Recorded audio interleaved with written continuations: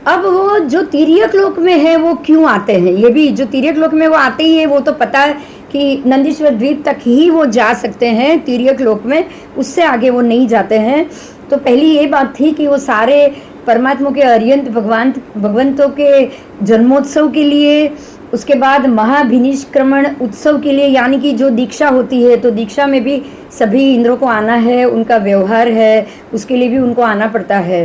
केवल ज्ञान जब होगा परमात्मा को तो उसका महोत्सव करने के लिए भी वो आते हैं, उसका भी उत्सव करते हैं। और निर्वाण होने के बाद जो उनकी जो हम बोलेंगे उनका अंतिम समाधि और अंतिम जो निर्वाण महोत्सव है वो करने के लिए, परिनिर्वाण उत्सव करने के लिए आते हैं। उसके बाद उनकी हड्डियां को लेकर जाने के लिए वो आते हैं। और ख़ास करके वो अष्टानी का महोत्सव, हर एक केवल ज्ञान ऐसे हर एक कल्याण परमात्मा के पांचों कल्याण के बाद वो लोग नंदीश्वर द्वीप जाके अष्टानी का महोत्सव करते हैं। तो उनके लिए ऐसे 4 कारणों के लिए असुर कुमार देवों को नंदीश्वर द्वीप तक भी वो गए हैं और आगे भी जाते रहते हैं। समझ में आ गया। और ऊपर की तो बात हो ही गई है, ऊर्ध्व में वो खाली सौधर्म देवलोक तक जाएंगे और उसके ऊपर वो ईशान में तो वो जा ही नहीं सकते, इसीलिए सौधर्म ईशान भी एक के ऊपर एक है, ये भी साबित हो गया। बराबर। हाँ, क्योंकि अगर बाजू बाजू में होते तो वो वहां भी जा सकते थे। बहुत क्लियर हो गई आज बात। आओ आगे करेंगे। अन्य देवियों के साथ वो जाकर भोग करते हैं, देवलोक की देवियों को उठा के आ जाते हैं और उनके साथ भी वो भोग करते हैं। अब उनकी चीज़ों को, रत्नों को, छोटे छोटे रत्नों को जाकर चुरा कर ले आएंगे, क्योंकि देवलोक के देवों के पास तो रत्न आभूषण बहुत होते हैं। और वो ऐसे चुरा के एकांत स्थान में चले जाए और वो ढूंढते ही रह जाए कि वो किधर गया, कौन ले गया, किधर गया, कौन ले गया। अब दूसरा सवाल गौतम स्वामी का कि क्या वो देवों के पास छोटे रत्न होते हैं क्या? परमात्मा कहते हैं कि हाँ होते हैं। असुर कुमार देवों को, अब जो वैमानिक देव हैं वो छोटे छोटे रत्नों से क्या करते हैं, तो वो असुर कुमार देवों के शरीर को प्रव्यथित करते हैं, शस्त्र प्रहार से उनको आहत करते हैं। मतलब अब मालूम पड़े जब कि देव को कि ये उठा के ले गया है तो वो छोड़ेंगे क्या उसको, बताओ। तो शस्त्र से उनके शरीरों को आहत करते हैं वो। हाँ, उनका वैक्रिय शरीर ही होता है लेकिन फिर भी उनको पीड़ा होती है, प्राप्त तो होगी ना। जैसे नरक के जीव पीड़ा भोगेंगे, ऐसे देवलोक में भी पीड़ा तो भोगेंगे ही भोगी। तो देवलोक में भी पीड़ा तो होगी शत्रुता के लिए भी। बराबर। देवलोक में जाओ और पीड़ा ना हो ये संभव नहीं है।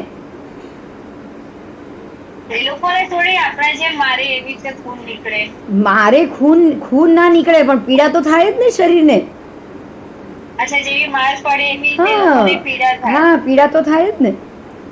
जो હવે સમજાવું છું, જો ખાલી એક વાત ધ્યાનથી સાંભળો। દેવ છે એમને પૂર્વ ભાવ પછીનો ભાવ જૂનું બધું યાદ છે, બરાબર? उनको सब कुछ याद है। अब आप सोचो कि कहीं अगर वो कोई सर्कस में पिछले जन्म में वो सिंह होंगे, ऐसा सोचो, और उसके मालिक ने उसको हंटर से मारा होगा सिंह को, तो हंटर की पीड़ा मार खाई है वो तो उनको याद रहेगी ना। अब आप ये सोचिए, अगर एक बार आपको कोई हंटर से मारे, 8, 10, 15 हंटर मारे, और दूसरी बार खाली एक कोई फोन में ऐसा बोले कि मैं तेरे को आके वापस हंटर से मारूंगा, तो आपको वो पीड़ा याद आएगी कि नहीं? आएगी। और वो पीड़ा याद आते ही आपको लगेगा ना कि अभी भी आपके ऊपर हंटर पड़ रहे हैं। बोलो। हाँ, तो वो उस समय की दुख और पीड़ा इस समय भी फील करोगे कि नहीं? वो जो श्रीजोफेनिक होते हैं ना, हाँ, वो पीड़ा याद करके ही पीड़ित होते हैं कि नहीं, बताओ? होते। मतलब मानसिक पीड़ा भी कोई छोटी पीड़ा नहीं है। समझ में आया? हाँ, तो यहाँ मानसिक पीड़ा है। और मानसिक पीड़ा शरीर, मुझे ये पहले ही उसने मुझे ऐसा मारा था, वो पीड़ा तो उनको पता ही है। तो वो पीड़ा से उनका भी जो भी पर्याप्ति तो है कि नहीं, उनके शरीर की तो आहार तो वो भी लेते हैं, तो कुछ कैसा शरीर होगा। अब जैसे ऐसे कैसा आप इमेजिन करो कि ऐसा पारदर्शक शरीर नहीं होता है जिसके आर पार आप निकल जाओ, हाँ ऐसा शरीर तो है ही उनका, वैक्रिय शरीर तो है ही। तो वैक्रिय शरीर के योग्य पीड़ा भी तो होगी कि नहीं, बोलो? होगी। पीड़ा तो देवलोक में भी होगी, आके असुर कुमार वाले देवों को आके पीड़ा कर जाएंगे, असुर कुमार को देव आके पीड़ा करेंगे। ये कोई ऊपर के विमान के जीव थोड़ी है कि जहां कोई आएगा नहीं और उनको कोई मारेगा नहीं। बराबर? आओ चलो अब आगे का। सौधर्म कल्प में गए हुए असुर कुमार देव उन अप्सराओं के साथ दिव्य भोग भोगने में समर्थ है। देखिए, सौधर्म कल्प में गए हुए असुर कुमार देव यहाँ से निकल के सौधर्म कल्प तक तो जाते ही हैं, तो बार बार देवियों का भोग करने के लिए तो वो जाएंगे ही जाएंगे। तो क्या वो जाके उन अप्सरा, देखो वहाँ अप्सरा है, वहाँ पे अप्सराएं हैं। अब ये अप्सरा उनके पास तो है ही नहीं, तो उनको तो जाना ही पड़ेगा ना। तो अप्सराओं के साथ भोग करने में समर्थ है क्या? तो नहीं, वो समर्थ नहीं है, क्योंकि उनको वहाँ से वापस आना पड़ता है। वो लौट आते हैं, जाते हैं, देवियों को देखते हैं और लौट आते हैं, और लौटकर अपने असुर कुमार आवास में आ जाएंगे। यदि अगर वो अप्सरा उनका आदर करे, पूर्व जन्मकृत हो और अप्सरा उनको बुलाए, बात समझ में आ रही है? लेन देन हो अच्छी, और वो अप्सरा बुलाए तो क्या, और उनको स्वीकार करे, समझ में आया? अगर वो अप्सरा उनको स्वीकार करे, उनका आदर करे, उनको सामने से बुलाए, तो ही वो असुर कुमार देव उस अप्सराओं के साथ भोग भोगने में समर्थ होते हैं। तो ये असुर कुमार देव उन अप्सराओं के साथ अगर अप्सरा बुलाए तो वो जाएंगे, उनका आदर करे तो जाएंगे, और स्वीकार करे तो वो उनको लेकर भी खुद नीचे आएंगे। क्लियर हुआ? हाँ। पर स्वीकार करे तो, यदि वे अप्सराएं उनका आदर नहीं करती और उनको स्वीकार नहीं करती, तो असुर कुमार उन अप्सराओं के साथ भोग भोगने में समर्थ नहीं होते। देखो, ये बहुत ध्यान से सुनना है, समझना भी है। यहाँ ऐसा नहीं है, तिर्यक लोक में ऐसा नहीं है। अगर स्त्री मना करे तो पुरुष उसके ऊपर जबरदस्ती कर सकता है, करता है, रेप भी करता है, बलात्कार भी होता है कि नहीं होता है? होता है। लेकिन देवों में ऐसी व्यवस्था नहीं है। अगर वो अप्सरा हाँ कहेगी, उसकी मर्जी होगी, तो ही देव या असुर कुमार उसके साथ भोग पाएंगे, वरना नहीं। बराबर? आओ। तो इसके लिए सौधर्म देवलोक में ये असुर कुमार जाते रहते हैं। आओ, अब गौतम स्वामी ने एक सवाल पूछा कि असुर कुमार देव कितने समय से ऊर्ध्व लोक में जाते हैं और सौधर्म कल्प तक जाते हैं और जाएंगे, कितने समय से? तो परमात्मा ने जवाब दिया है कि अनंत उत्सर्पिणी और अवसर्पिणी के व्यतीत होने पर लोक में आश्चर्यभूत ये भाव उत्पन्न होता है कि असुर कुमार देव ऊर्ध्व लोक में यावत सौधर्म कल्प तक जाते हैं। बात समझ में आई? देखो, ये लोग तभी जाते हैं जब अच्छेरा होता है, वैसे नहीं जाते हैं। अनंत उत्सर्पिणी, अनंत अवसर्पिणी के समय चला जाने के बाद कभी कभी ऐसा अच्छेरा होता है कि असुर कुमार वहां तक गए। बराबर? बराबर? हाँ, असुर कुमार देव किसकी निसरा से, किसका आधार लेके, किसका आश्रय लेकर?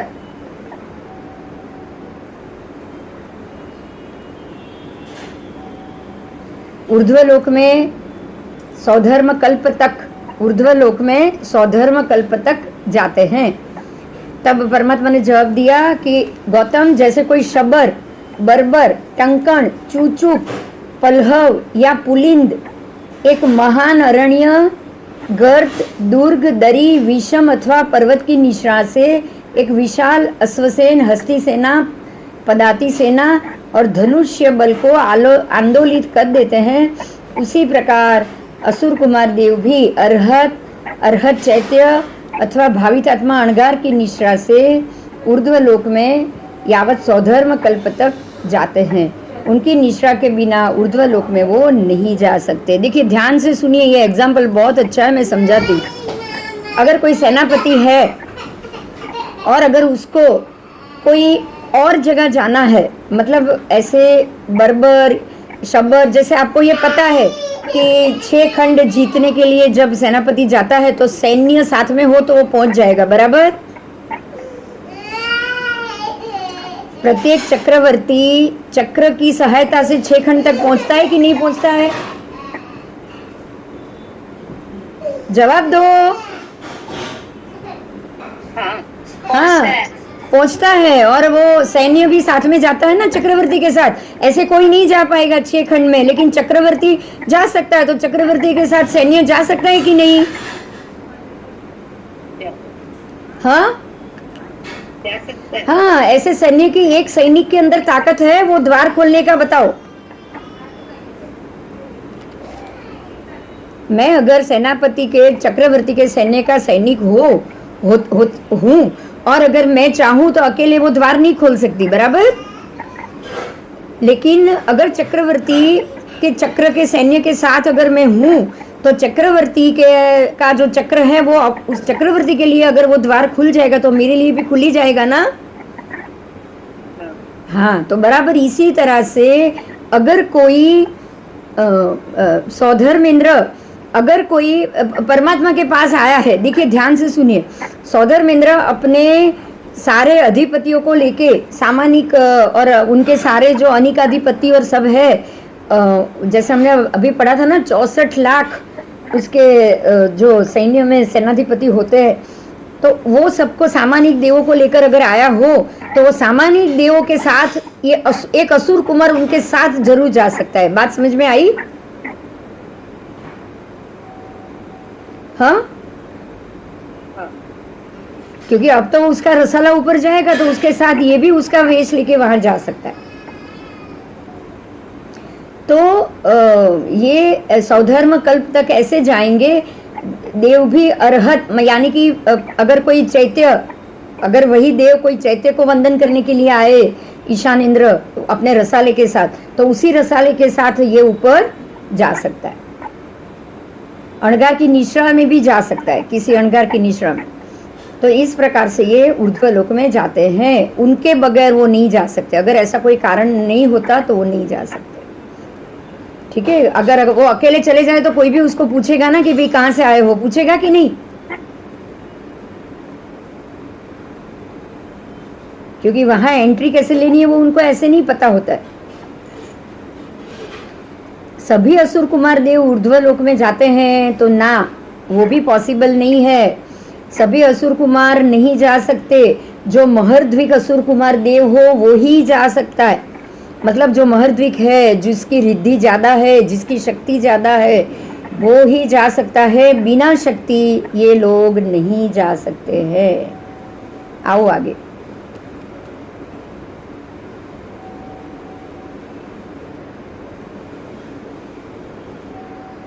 असुरेंद्र असुरराज चमर भी ऊर्ध्व लोक में सौधर्म कल्प तक गया हुआ है। मतलब ये चमरेंद्र भी गया था वहाँ, तो क्या? हाँ, वो गया हुआ है। और यही तो अक्षरा है खास। और वो अनंत उत्सर्पिणी अवसर्पिणी में ऐसा कभी कभी अक्षरा होता है। ऐसा नहीं है कि ये पहली बार हुआ है, ये ध्यान रखिएगा। ये भगवान की बात बहुत अच्छी है जो आज पता चला। 10 अक्षरा पहली बार हुआ, हम लोग ऐसा ही समझते थे आज तक, बराबर। हाँ, हम लोग यही समझते थे कि ये 10 अक्षरा पहली बार ही हुआ है। आज तक हमने ऐसा ही समझा ना। हाँ। लेकिन भगवान ने खास बताया कि अनंत उत्सर्पिणी और अवसर्पिणी में ऐसी बातें, अनंत उत्सर्पिणी अवसर्पिणी के व्यतीत होने पर लोक में आश्चर्यभूत ऐसे भाव उत्पन्न होते रहते, बराबर। हाँ, ये पहली बार हुआ है ऐसा नहीं है। आओ, वैसे अब समझ में आ गया। नॉर्मली ऐसा कुछ अक्षरा हो तो ही असुर कुमार वहां जाएंगे। सौधर्म तक भी, ईशान तो भूल ही जाओ, सौधर्म तक भी वो तभी जाएंगे। ऐसा अक्षरा हुआ तो वो एक ही बार चमरेंद्र गया, वही उसके अलावा और कोई असुर कुमार नहीं जा सकते। बराबर, क्लियर हुआ? हाँ, वो खाली ऊपर तिर्यक लोक तक ही आएंगे, उससे ऊपर नहीं, और नीचे 3 नरक तक जाएंगे। तीर्छा लोक में भी तीर्छा खाली नंदीश्वर द्वीप तक जाएंगे। आओ, असुरराज चमर की बहुत ही रिद्धि सिद्धि है, महान ज्योति है, कीर्ति है, दिव्य देवर्धि, दिव्य ज्योति देवानुभाग वाला है। ये सब कहाँ प्रविष्ट हो गया? तो वो सब उनके शरीर के अंदर प्रविष्ट हो गया। हम वहीं से शुरू हुआ था, पता है, 2 लेक्चर पहले। हाँ, तो अब हम वापस वहीं पे आ गए। अब चमरेंद्र का जो पूर्व भव है उसकी बात की है। देखो, वो था बलिंद्र का पूर्व भव, अब चर्मेंद्र का पूर्व भव आ रहा है, चरम का। उससे पहले हमने ईशान इंद्र का पूर्व भव जाना। बराबर, ईशान इंद्र का पूर्व भव था ताम्ली तापस। अब यहाँ चमरेंद्र का पूर्व भव कहा गया है, उसको हम सुनेंगे भगवान ने क्या कहा। असुर राज चमर को इतनी लब्धि कैसे मिली, किस कारण से मिली, तो भगवान उसके पूर्व भव को बयां कर रहे हैं और बता रहे हैं, उसको सुनिए। आओ,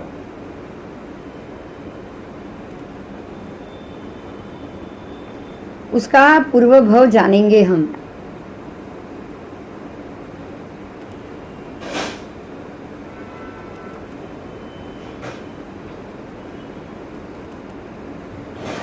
भरतवर्ष में, यहाँ पे ही जम्बू द्वीप के भरतवर्ष की ही ये बात है, विंध्य पर्वत की बात है। कहाँ की बात है ये? विंध्य पर्वत की। तो जम्बू द्वीप के भरतवर्ष में विंध्य पर्वत की तलेटी में बेभेल नाम के सन्निवेश था, मतलब एक नगर था, छोटा सा नगर। ये छोटा नगर होने के कारण उसको सन्निवेश बोला गया है। और ये जो नगर है उसको उसमें ये रहता था, उसकी बात यहाँ पे है। उनका पूर्व भव यहाँ पे था चमरेंद्र का। तो वो सन्निवेश के अंदर एक पूर्ण नाम का तेजस्वी गृहपति रहता था, पूर्ण नाम था उसका, और वो गृहपति था। उसने दानामा प्रवज्या ग्रहण की। देखो, प्राणामा प्रवज्या आपने पढ़ा था ना, अब ये दानामा प्रवज्या है। प्राणामा प्रवज्या में प्रणाम की बात थी कि सब आते थे, सबको वो जो भी उसको ये सब मिलते थे सबको वो झुक के प्रणाम करता था, इसलिए उसकी प्रवज्या को प्राणामा प्रवज्या कही जाती थी, क्योंकि बहुत से लोग थे, जब भी वो सामने आते थे वो प्रणाम करता था झुक के। अब ये दानामा प्रवज्या क्या है उसको भी हम जानेंगे। मध्य रात्रि में वही उसी प्रकार से कुटुंब जागरिका करते हैं ये पूर्ण तापस, पूर्ण गृहपति। और वो सोचता है कि अब मुझे ये सारी चीज़ों को छोड़ के, मनोगत उसने संकल्प किया कि मैं सारी चीज़ों को मेरे पुत्र को सौंप दूँ और मैं कल्याणकारी और शुभ मार्ग के ऊपर चला जाऊं और मैं दीक्षित हो जाऊं। तो ऐसा सोच के पहले ही सोचा था, इसलिए उसको मैं वापस रिपीट नहीं कर रही हूँ। ऐसे ही सोच के उसने अपने ज्येष्ठ पुत्र को कुटुंब की पूरी लगाम सौंप दी। उसको कुटुंब का अधिपति उसने जाहिर कर लिया। अपने सारे जो भी सगे संबंधी थे उन सबको बुलाया, उन सबको यथा योग्य दान दिया, और ये सब करके उसने वही काष्ठमय पात्र एक बनाया और ग्रहण किया, और वही उसी के अंदर अब मैं भोजन करूँगा, ऐसा सोच के उसने दूसरे दिन वो मुंडित हो गया। और मुंडित होके उसने दानामा प्रवज्या स्वीकार की। अब वो दूसरे दिन दानामा प्रवज्या से प्रवजित हो गया है। दूसरे दिन उसने वो मनोगत अभिग्रह किया है। वो अभिग्रह ऐसा है कि मैं जीवन भर बेले का उपवास करूं, 2-2 दिन का, और सूर्य की आतापना भूमि में चढ़ जाऊं, दोनों भुजाएं ऐसे ऊपर करके सूर्य की आतापना लूं, और आतापना लेते लेते मैं विहार करूं। इस प्रकार से बेले के पारने में आतापना भूमि से वो उसने दीक्षा ली। दीक्षा लेने के बाद उसने ये ऐसे आतापना शुरू कर ली, बेले का तप भी शुरू कर लिया, और एक बेला हो जाए, उसके बाद वो आता अपना भूमि से नीचे उतरता था, वो काष्ठ का पात्र लेता और पात्र लेकर वो चतुपुष्ट मतलब चार ऐसा खाना वाला काष्ठ का पात्र होगा, इसलिए चतुपुष्ट कहा है, उसको ग्रहण करके बेभेल सन्निवेश में वो ऊंच नीच और मध्यम वर्ग के कुटुंब में जाता था और वहाँ जाने के बाद वो भिक्षा लेता था, भिक्षा के लिए घूमता था। और उसने ये सोचा था कि अब जो अभिग्रह है वो अभिग्रह क्या था उसको ही हम आगे देखेंगे कि वो भिक्षा लेकर पर्यटन करता था। पात्र में जो पहले पुट में वो 4 पुट था, वो मैंने बोला है ना 4 चतुपुट, मतलब 4 खाना वाला कमंडल होता है कि नहीं, तो 4 कमंडल 4 खाना वाला उसने पात्र लिया और चारों खाना में वो भोजन ग्रहण करता था। और भोजन ग्रहण करने के बाद पहले खाने का वो ऐसा सोचता था कि जो भी पहले पुट में जो भिक्षा आएगी, ऐसा नहीं जहाँ भी जाएगा पहली भिक्षा पहले पुट में, दूसरी जो भिक्षा आएगी वो दूसरे पुट में, तीसरी जो भिक्षा आएगी वो मैं तीसरे पुट में लूँगा और चौथी जो भिक्षा आएगी वो मैं चौथे पुट में लूँगा, ऐसा उसने सोचा।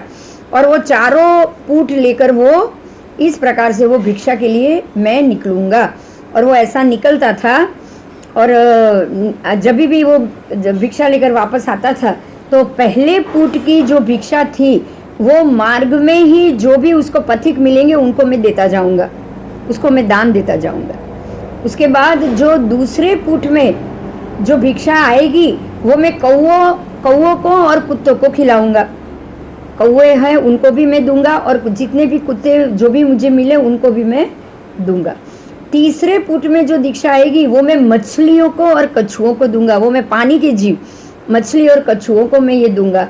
और चौथे पात्र में जो पुट में जो भिक्षा आएगी वो मेरे लिए कल्पनीय होगा, उसी का मैं आहार करूंगा और छठ का बेले का पालना करूंगा। इस प्रकार से वो सोच के संप्रेक्षा करता है, यानी कि वो अभिग्रह करता है, नियम करता है, और वो संप्रेक्षा करके उषा काल में दूसरे ही दिन उस प्रकार से वो भिक्षा लेता है, छठ करता है, छठ का पालना करता है और ऐसे भिक्षा करके सबको देते देते आता है। देखो यहाँ दान ज्यादा है कि नहीं, बताओ। भिक्षा लेने के बाद भी वो दान दे रहा है, पक्षियों को दान दे रहा है, सबको दान दे रहा है जो भिक्षा आई वो, इसलिए ये दानामा प्रवज्या है। और अब आपके लिए ये बड़ा क्वेश्चन है, क्या ये प्रवज्या और ये आहार देने की, ये दान देने की प्रथा क्या जैन धर्म में है, बताओ। नहीं, अब समझ में आ गया। ये दानामा प्रवज्या, प्राणामा प्रवज्या जैन धर्म की नहीं है।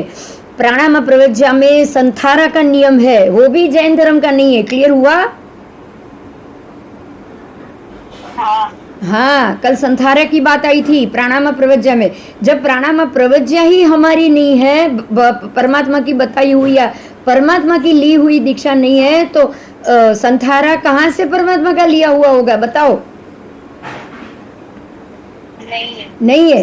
तो अभी जो भी स्थानकवासी संप्रदाय में और ये जो दिगंबर संप्रदाय में जो संथारा लेने की प्रथा है, तो आप समझ लीजिए कि यही प्राणामा और ये दानामा ऐसी ही कोई प्रवज्या होगी, ये जैन धर्म का रिवाज नहीं है। क्लियर हुआ? हाँ। तो आज ये बहुत महत्व का मुद्दा मिला है आपको कि ये जैन धर्म का रिवाज नहीं है। बराबर? हाँ, आओ।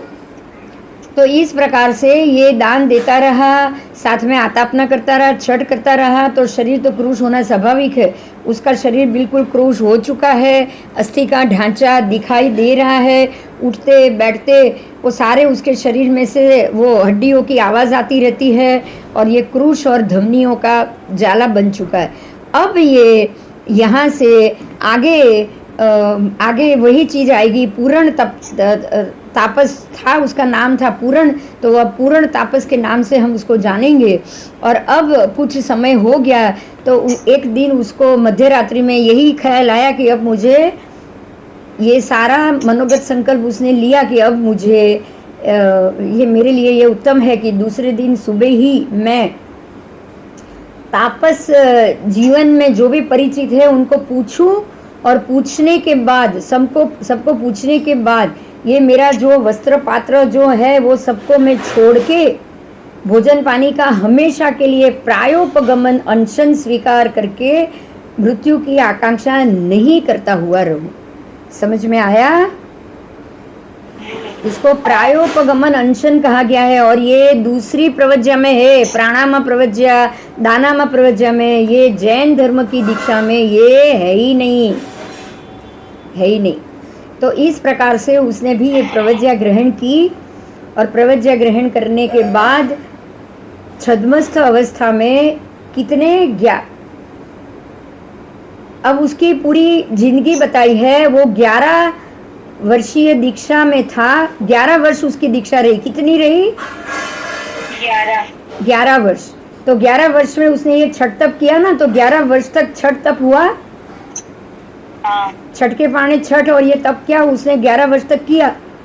और ये 11 वर्ष की ये दीक्षा और छठ तप के बाद 3 दिन का उपवास उसने ग्रहण किया। 3 दिन का उपवास उसने ग्रहण किया।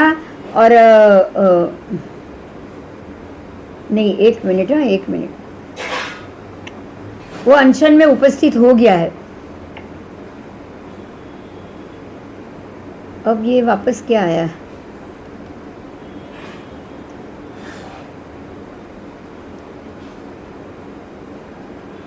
उसने सबके साथ बातचीत की और आराधना, संलेखना आराधना से युक्त होके भोजन पानी का प्रत्याख्यान करते हुए वो प्रायोपगमन अनशन में उपस्थित हो गया। मतलब उसने ये शुरू कर लिया। अब वो समय में छद्मस्थ अवस्था में थे। कौन? परमात्मा महावीर स्वामी। ध्यान दीजिएगा, वो खुद की बात कर रहे हैं। वो किसकी बात कर रहे हैं? भगवान अब खुद की बात कर रहे हैं। उसी समय की ये बात है जब भगवान महावीर छद्मस्थ अवस्था में थे, तब की ये बात है। तो उस काल और उस समय में परमात्मा महावीर छद्मस्थ अवस्था में 11 वर्ष के दीक्षा पर्याय में थे। कितने? 11 वर्ष के दीक्षा पर्याय में। और तब वो ये तप कर रहे थे। कौन सा तप कर रहे थे? बिना विराम छठ तप। छठ के पाने पे छठ भगवान का चल रहा था। संयम और तप से आत्मा को भावित कर रहे थे भगवान और विचरण कर रहे थे, ग्रामानुग्राम परिव्रजन कर रहे थे। करते करते भगवान सुसुमारपुर अशोक खंड उद्यान में आए और अशोक वृक्ष और शिला पट्टक पे वो आए। और वहाँ आने के बाद उन्होंने दोनों पैरों को सटा दिया। मतलब वो पैरों को जोड़ के खड़े हो गए, दोनों हाथों को लंबे करके खड़े हो गए, सीधे करके, और एक पुद्गल पे दृष्टि टिका दी और बिल्कुल कौसब मुद्रा में खड़े होके नेत्रों को अनिमेष बना के बिल्कुल हिलाया नहीं, उन्होंने स्थिर कर दिए और मुंह आगे की ओर झुका दिया। ऐसे थोड़ा झुका दिया और अवयवों को अपने अपने स्थान पे सम्यक प्रकार से नियोजित कर दिया। सभी इंद्रियों को संवृत कर दिया और एक महाप्रतिमा बना के वो विहरण कर रहे थे। और वो शिला पट्टक के पास आए और वो अपने ऐसे ही ध्यान में खड़े हो गए थे। तब उस समय में चमरचंचा राजधानी में, देखिए ध्यान से सुनिए, अब भगवान इस प्रकार से खड़े हुए हैं और कौशक कर रहे हैं। उस समय चमरचंचा राजधानी के इंद्र और पुरोहितों से ये राजधानी रिक्त थी। बात समझ में आई? ये चमरेंद्र भी तभी हुआ था जब भगवान 11 साल के दीक्षित छद्मस्थ हुए थे। समझ में आ रहा है? तभी ये चमरेंद्र इंद्र बना। तो ये देखिए एक बात सुनने जैसी है। चमरेंद्र इंद्र भगवान की हाजिरी में जो श्रावक है, जो तपस्वी है, पूर्ण तपस्वी, उसका जीव बना हुआ है। ठीक है? तो ये अभी अभी की बात है, ज्यादा समय नहीं हुआ है चमरेंद्र को इंद्र बने हुए। बराबर? ज्यादा समय नहीं हुआ है। હા બીજા હતા હશે જ ને, એમનો સમય સ્થાન ખાલી થઈ ગયો હશે એટલે આ પૂર્ણ તાપસ ત્યાં ગયો। બરાબર? आओ। अब ये हुआ कि ये जो परमात्मा उस समय छद्मस्थ अवस्था में वहाँ खड़े थे और ये जो बाल तपस्वी पूर्ण है वो उसने भी 12 वर्ष का तप किया और 12 वर्ष के तापसपर्याय का पालन किया, 1 मास की संलेखना की। उसने जो अनशन लिया 12 मास तक, तो उसने छठ का वो तप किया, तो उसका जो भी पुण्य और जो भी इकट्ठा हुआ था उसका फल ये हुआ कि 1 मास की संलेखना के बाद, अनशन करने के बाद उसने अपने प्राण त्याग दिए, और प्राण त्यागने के बाद वो चमरचंचा राजधानी की उत्पात सभा में चम्रेंद्र के रूप में वो उसने अपनी आयु स्थिति को निश्चित कर लिया। मतलब ये चम्रेंद्र बना। अब समझ में आ रहा है चम्रेंद्र लिए के लिए भी क्या तप की जरूरत थी, कैसा तप चाहिए था। ऐसे ऐसे ऐसे दूसरे इस प्रकार से तप करके अनशन करने वाले जीव ऐसे इंद्र स्थान में जाए, बोलो कोई सरप्राइज है, बताओ।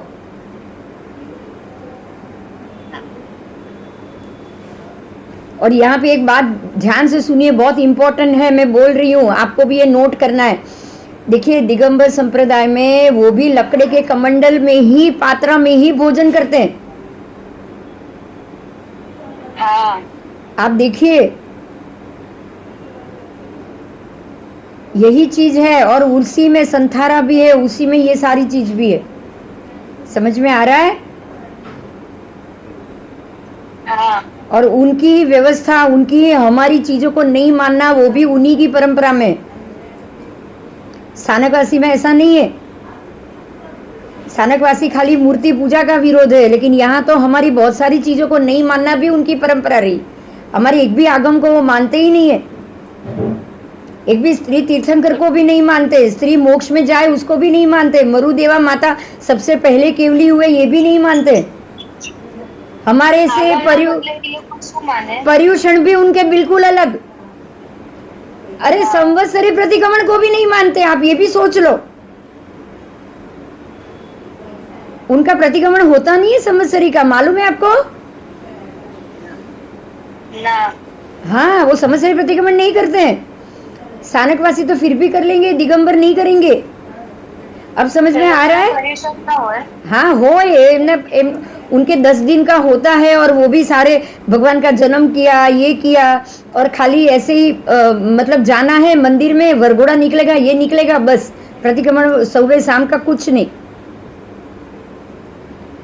मिच्छामि दुक्कडम संवत्सरी प्रतिक्रमण भी नहीं।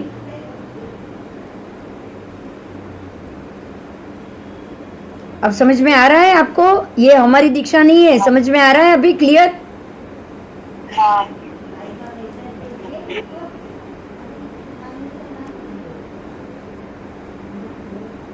आओ।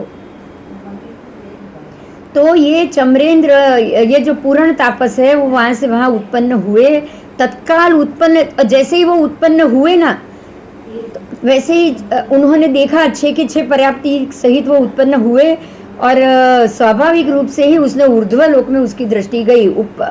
जैसे ही उत्पन्न हुए उसने ऊपर देखा, तो ऊपर कौन बैठा था? सौधर्मेंद्र। ऊपर कौन थे उसके ऊपर? सौधर्मेंद्र। तो जैसे ही उसने देखा ऊपर और सौधर्मेंद्र को देखा, वैसे ही उसको गुस्सा आया, क्रोध आया। स्वाभाविक अवधिज्ञान द्वारा उसने देखा कि ये सौधर्म कल्प की तरफ उसका ध्यान गया, और उसने देखा कि देवराज जो है वो मघवा, पाक शासन, शतक्रतु, सहस्त्राक्ष, वज्रपाणी, पुरंदर, शक्र, ये जो है ना सारे उसके विशेषण है। मैं फिर से बोल रही हूँ, शक्रेंद्र, देवराज, सौधर्मेंद्र के विशेषण बोल रही हूँ। देखो उसमें देवराज सौधर्मेंद्र नहीं है, लेकिन बहुत सारे दूसरे विशेषण। फिर से बोल रही हूँ, सुनो।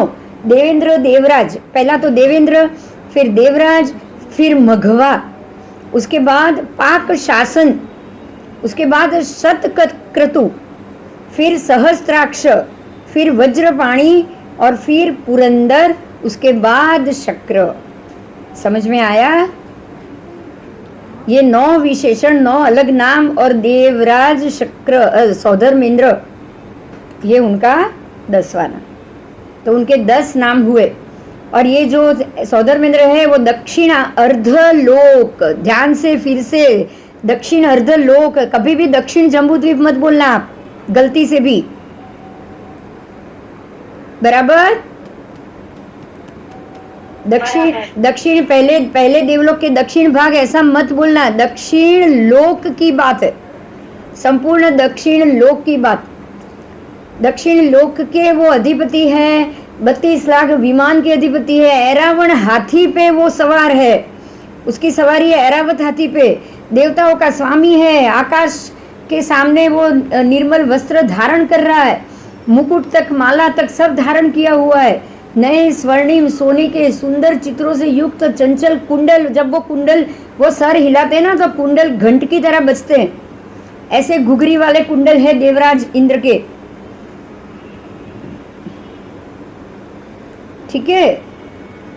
और रेखांकित कपाल, कपाल पे रेखाएं उत्पन्न होती है, रेखा वाले को बहुत अच्छा शुभ माना है, पता है सामुद्रिक शास्त्र में। तो इंद्र की तो कपाल पे ऐसे 3 रेखा बनेगी ना।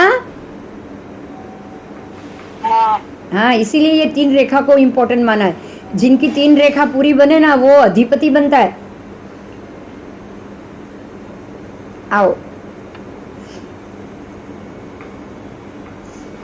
उनका शरीर भी दीप्तिमान, प्रलंब वनमाला, लंबी सी वनमाला धारण की है उसने, और दिव्य वर्ण से 10 दिशाओं को उद्योतित कर रहे हैं। उनका रंग ही ऐसा है कि 10 दिशाएं प्रकाश प्रकाश प्रकाश, ऐसा खड़ा होगा ये जैसे एक सौधर्मेंद्र इंद्र बैठे हैं ना तो चारों तरफ प्रकाश प्रकाश प्रकाश।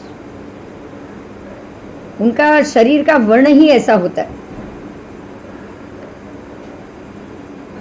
आओ,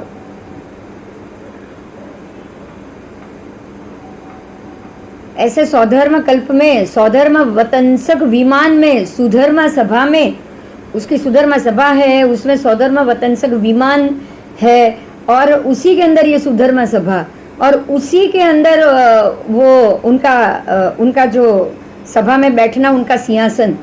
क्लियर हुआ? देखिए फिर से बोल रही हूँ, सौधर्म कल्प देवलोक बड़ा, उसके अंदर सौधर्म वतंसक विमान, उसी के अंदर सुधर्मा सभा, और उसी के अंदर ये देवराज शक्र का सिंहासन, और वो सिंहासन पे बैठा हुआ देवराज शक्र यानी कि सौधर्मेंद्र ऐसे बैठे हुए हैं। तो दिव्य भोग को देखा और असुर राज चमर ने देखा, उसको ये ऐसे मन में संकल्प हो गया कि अरे ये अप्रार्थनीय है, बिल्कुल मुझे अच्छा नहीं लगा, ये मेरे माथे पे कौन बैठा है। उसको ऐसे मनोगत संकल्प हुआ। क्यों ऐसे मन में ऐसा विचार क्यों आएगा? ऐसा कर्म होगा तभी आएगा ना, बराबर। तो उसका ऐसा कर्म था, उससे लड़ाई, हाँ बराबर। हाँ, लड़ने का कर्म था उसका, अच्छेरा होने वाला था, लड़ने का कर्म था, इसलिए उसको ऐसा ख्याल आया और वो सीधा पहुंच गया उधर।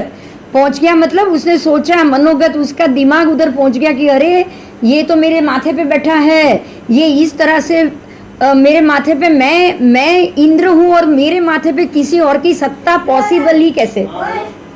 उसने ये सोचा ऐसा हो ही नहीं सकता कि मेरे माथे पे कोई और कैसे ऐसे सिंहासन पे बैठा रहेगा, बराबर। उसके ऐसे दिव्य भोग को देख के ही उसको दुख हुआ।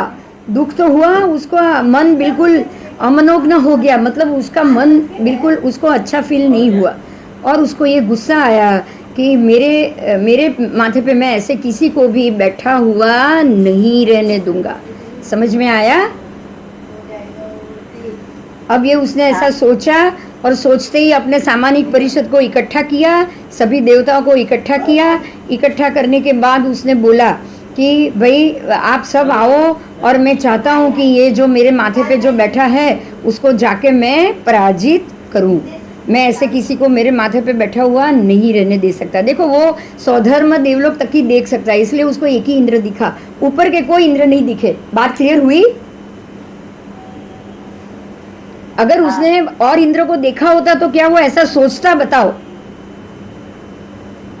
नहीं, वो ऐसा नहीं सोच सकता था अगर उसने और इंद्र को देखा होता तो, और उसने किसी और दूसरे इंद्र को देखा ही नहीं है, इसलिए उसने ऐसा सोचा भी नहीं। वही सोचा कि ये एक कैसे मेरे माथे पे बैठा हुआ है, क्योंकि ऊपर के इंद्र को तो वो देख ही नहीं पाता है। तो अब उसने ऐसा कहा, सामानिक परिषद को इकट्ठा किया और सब लोग भी खुश हो गए। इंद्र कह रहे हैं कि नहीं आप मेरा काम करो, तो सब लोग करेंगे कि नहीं उसका काम? करेंगे ना, बोलो। तो सबने कहा कि अरे वो तो देवराज इंद्र है, आप अभी आए हो। वो बाकी को देवों को तो पता ही है ना कि ये पहले यहाँ ऊपर से ये सौधर्मेंद्र ऐसे हमारे ऊपर ही है।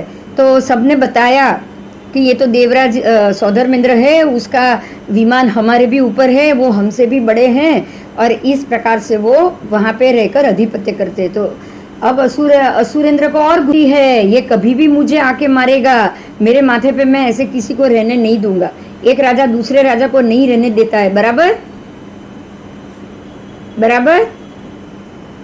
तो इसने सोचा कि वो बाद में कभी भी आके मेरा राज्य हड़प ले और मेरे से आके लड़ाई करे, उससे तो अच्छा है कि मैं ही उसके ऊपर टूट पड़ूं। देखो ये शत्रु भाव था इसीलिए ऐसा हुआ ना, ये अक्षरा होना था इसलिए हुआ। क्लियर हो रहा है? हाँ, ऐसे सबको ये सोच नहीं आती है और हर कोई देख भी नहीं पाता है, हर कोई पहुंच भी नहीं पाता, हर कोई पहुंचेगा भी नहीं। बराबर, देख तो सकते हैं सब लेकिन पहुंच नहीं पाते, है ना? हाँ, तो अब ये सोचने के बाद असुर राज ने अवधि ज्ञान का प्रयोग किया। अवधि ज्ञान का प्रयोग करने के बाद वो शक्रेंद्र के पास स्वयं शक्र की मैं स्वयं अति आसाधना करना चाहता हूँ। अब मैं उसकी आसाधना करूँ, मैं जाके उसको मारूं, उसको पकड़ूं और कब्जे में करूं। अब जैसे उसने ऊपर देखा ऐसे ही अब उसने नीचे भी देखा। तो नीचे उसने क्या देखा? नीचे उसने ये देखा कि एक अशोक वृक्ष है, उसके नीचे एक शिला पट्टक है, एक शिला है, और वो शिला के ऊपर 3 दिन के उपवास का संकल्प करके श्रवण भगवान महावीर खड़े हैं। समझ में आया? देखो ध्यान से सुनो। अब वो असुर कुमार क्या अपनी इच्छा से ऊपर जा पाता?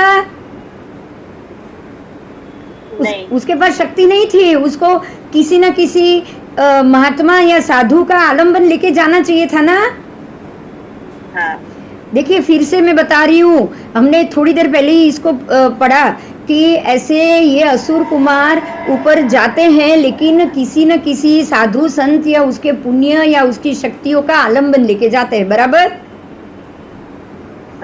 तो जब ये सौधर्मेंद्र उनसे मिलने आए तब ये आलंबन लेके वो ऊपर चढ़ जाएगा। बराबर, नहीं तो ऐसे नहीं जा पाएगा, है ना? हाँ। तो अब उसने भगवान को नीचे देखा है और श्रवण भगवान महावीर का सहारा लेकर ही मैं देवराज शक्र की अति आसाधना करूं, उसको पीटूं, उसको पकड़ूं। समझ में आ रहा है वो मैं क्या करूं? ऐसा उसने सोचा। अब ऐसा सोचने के बाद वो शैया से उठा, उठकर वो देव दुष्य धारण किया। अब देव दुष्य तो उसको धारण नहीं करना है, वो असुर है। बराबर। असुर क्या धारण करेगा? असुर दुष्य ना। वो देव दुष्य क्यों धारण करेगा? पर देव दुष्य इसलिए धारण किया कि मालूम नहीं पड़े किसी को कि वो असुर है। ठीक है, तो वो देव दुष्य धारण करता है और परमात्मा का आलंबन लेके वो सुधर्मा सभा में जाता है। सुधर्मा सभा में जाकर वो चौपाल नाम के शस्त्रगार है वो वहाँ आता है।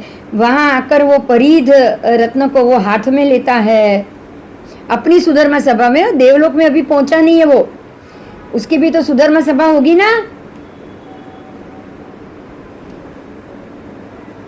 उसने ये परिध रत्न को धारण किया।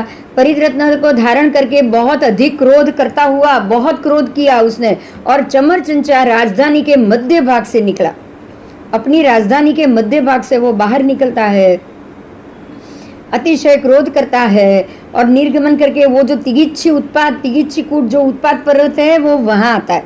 चमरेंद्र तिगिच्छी उत्पात कूट पे आता है। ये कहाँ है पता है आपको? हमने पहले किया हुआ है। ये जो अरुणवर समुद्र है ना, है कि नहीं? हाँ, अरुणवर समुद्र के मध्य में ये तिगिच्छी उत्पात कूट है। तो वो वहां तक आता है और ये अब वो तिरछा लोक में आ गया। तिगिच्छी कूट पे आया तो हाँ, अब वो तिरछा लोक तक तो पहुंच गया। वो पर्वत पे आता है और पर्वत पे आने के बाद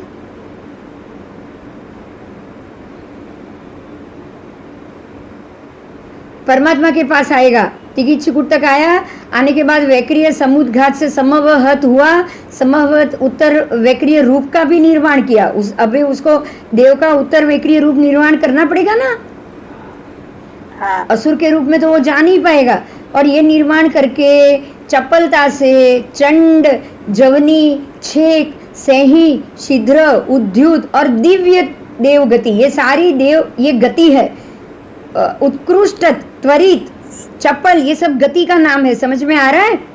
त्वरित गति, उत्कृष्ट गति, चपल गति, चंड गति, फिर जवीनी गति, छेक गति, सही गति, शीघ्र गति, उद्युत गति और दिव्य देव गति। तो ये सारी गति से वो वहाँ पहुँचा। तिरछी दिशा में असंख्य द्वीप समुद्रों को के मध्य भाग से वो गुजरता गुजरता जम्बू द्वीप में आया। वही भारतवर्ष में सुनसुमारपुर नगर में आया। अशोक खंड उद्यान में आया। उद्यान में आने के बाद अशोक वृक्ष और वो जो पृथ्वीशिला पट्टक है वहाँ आने के बाद भगवान को 3 बार उसने प्रदक्षिणा दी, क्योंकि भगवान वहाँ खड़े हुए। और 3 बार पृथ्वीशिला पट्टक पर वो प्रदक्षिणा देने के बाद वो परमात्मा को वंदन नमस्कार करता है और बोला कि मैं आपकी निश्रा लेकर देवेंद्र देवराज शक्र की अति आशातना करना चाहता हूँ, ऐसा उसने बोला। और ऐसा बोलने के बाद उसकी पौरपत्य दिशा भाग मतलब कि ईशान कोण में जाता है। ऐसा बोला, भगवान के पास आकर आया, ऐसा बोला। और बोलने के बाद उत्तर पौरस्त्य, उत्तर पौरस्त्य, उत्तर पूर्व, ध्यान से सुनो, ये शब्द मैं बार बार बोलूंगी इसलिए कि उत्तर पौरस्त्य, पूर्व, उत्तर पूर्व, पौरस्त्य यानी कि उत्तर पूर्व दिशा, यानी ईशान कोण में ही जाएंगे देव। देवों को जब भी वैक्रिय रूप धारण करना है वो ईशान कोण में जाके ही धारण करेंगे, बाकी कोई कोण में वो नहीं जाएंगे। ये याद रखना हमेशा के लिए, ठीक है? तो ईशान कोण में गए, वहाँ जाके उसने अपना वैक्रिय रूप धारण किया, वैक्रिय समुद्घात किया। और वैक्रिय समुद्घात करने के बाद बहुत ही बड़ा, महान, घोर आकार वाला, भयंकर आकार वाला, बड़े से भयानक और गंभीर और त्रास दे ऐसा उसने रूप धारण किया। और 1 लाख योजन की अवगाहना वाला महाशरीर का है। कितना किया? 1 लाख योजन। 1 लाख योजन मतलब पूरे जम्बू द्वीप प्रमाण उसने शरीर किया। अब वो इतना शरीर करेगा तो ही ऊपर तक पहुंच पाएगा, छोटे शरीर में वो नहीं पहुंच पाएगा। इतना बड़ा उसने शरीर का निर्माण किया। और दोनों हाथों को आकाश में उसने उछाला, कूदता है, गर्जना करता है, अश्व की तरह, घोड़े की तरह हिनहिनाता है, हाथी की तरह चिंगाड़ करता है, रथ की भांति वो गड़मड़ाहट करता है, पैरों से भूमि पे प्रहार करता है, भूमि पर चपेटा मारता है, सिंहनाद करता है। कभी आगे की चपेटा मारा, कभी पीछे चपेटा मार रहा है, कभी त्रिपदी का छेदन करता है।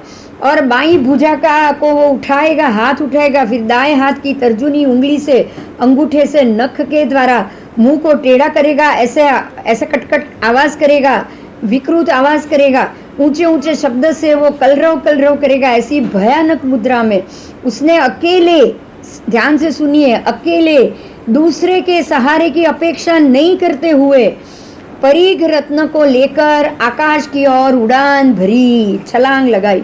अब देखिए यहाँ ध्यान दीजिए, वो अकेले गया है। क्यों? क्योंकि ये अच्छेरा है, अच्छेरे का कर्म उसको अकेले ही करना था। समझ में आया? सभी बाकी के दूसरे असुर कुमार ये नहीं कर सकते। तो वो ऊपर उड़ान भरता है और अधोलोक को क्षुब्ध करे ऐसी उड़ान भरी उसने, और भूमि तल को कंपित किया, और वो तिरछा लोक को खींच रहा है, अंबर तल का स्फोटन, आकाश को वो फाड़ रहा है। ऐसे ही वो गरज रहा है, बिजली। अब ऐसा होगा तो कहीं वो सब होगा ना, बादल गरजेंगे, बिजली गरजेंगे, और ये सब ऐसा होके त्रस्त होके पूरा वो जो हाथ में परिघ रत्न है उसको वो आकाश में घुमा रहा है, तिरस्कार कर रहा है, क्रोध कर रहा है। ऐसे होते ही वो सौधर्म वतन तक पहुंच गया। पहुंचने के बाद वो सौधर्म विमान में सुधर्म सभा है वहाँ आया, और आते ही उसने जोर से अपने एक पांव को पद्मावर वेदिका पर उसने रखा और दूसरा पांव ऊंचा नीचा शब्द करते हुए अपने एक पांव को उसने वहां पे रखा है, एक पांव सुधर्मा सभा में रखा है और एक पांव उसने पद्मावर वेदिका पे रखा है और ऊंचा ऊंचा शब्द करते हुए वो परीग रत्न जो हाथ में लेकर गया था ना हथियार, उससे उसने 3 बार इंद्र कील पर प्रहार किया और प्रहार करके इस ऐसा बोला वो कि कहाँ है वो देवराज शक्र, कहाँ है वो 84,000 सामानिक देव, तुम्हारे देव कहाँ है, 84,000 सामानिक देव है उसके, तो कहाँ है सब, और कहाँ है वो तुम्हारे 7 अनिधिपति, कहाँ है 7 सेना, कहाँ है तुम्हारी 3 परिषद, कहाँ है तुम्हारे 4 लोकपाल, कहाँ है तुम्हारे 33 त्रैत्रिंशक देव, और कहाँ है तुम्हारी 8 पटरानी, उसकी 8 पटरानी होती है। ये देवलोक है, देवलोक उनकी 8 पटरानी है, और जो विमान के जो इंद्र है, सूर्य इंद्र चंद्र इंद्र, उनकी 4 पटरानी, ये तो उससे दुगुनी होगी, सीधी बात है, इनकी 8 पटरानी। तो मैं ऐसे देवराज शक्र को आह्वान करता हूँ, आज मैं उसको मारता हूँ, मथता हूँ, व्यथित करता हूँ। अब तक जो अप्सराएं मेरे वश में नहीं थी, उन सब अप्सराओं को मैं आज वश में करूँगा, देवराज को मार के। ऐसा करके वो चिल्लाया, आक्रांत, अप्रिय, अशुभ, अमनोज्ञ, मन को ना पसंद आए ऐसे कठोर वाणी का उसने प्रयोग किया। समझ में आया कि कैसे पहुंचा? क्लियर हुआ? आपको ऐसा लग रहा है जैसे ये अभी अभी पहुंचा है ना? हाँ, तो अब हम यहीं पे रोकेंगे क्योंकि आपके 5:20 हो चुके हैं और ये 1 सवा घंटे का वीडियो भी हो चुका है, इससे ज़्यादा रिकॉर्डिंग नहीं होगा। तो अब ये यहाँ पहुँच चुका है, अब ये दोनों की क्या लड़ाई होगी और लड़ाई में क्या होगा, वो भगवान का आलम्बन लेकर गया है, तो अगर वो लड़ेगा तो सीधा आलम्बन लेके भगवान के पास ही आएगा, बराबर। तो ये थोड़ी लंबी बात है, तो ये आज ख़त्म नहीं हो पाएगी। तो अब ये यहाँ तक पहुँचा, अब उसकी लड़ाई, महाराज साहब का भी बार बार फ़ोन आ रहा है, तो ये मैं अभी यहाँ ख़त्म कर रही हूँ और बाकी का हम कल करेंगे, ठीक है? ठीक है, क्योंकि वो महाराज साहब का भी ये दूसरी बार मैंने फ़ोन काटा है, तो मुझे पहले फ़ोन करना पड़ेगा, बराबर। ठीक है, चलो, जय जिनेंद्र, जय जी।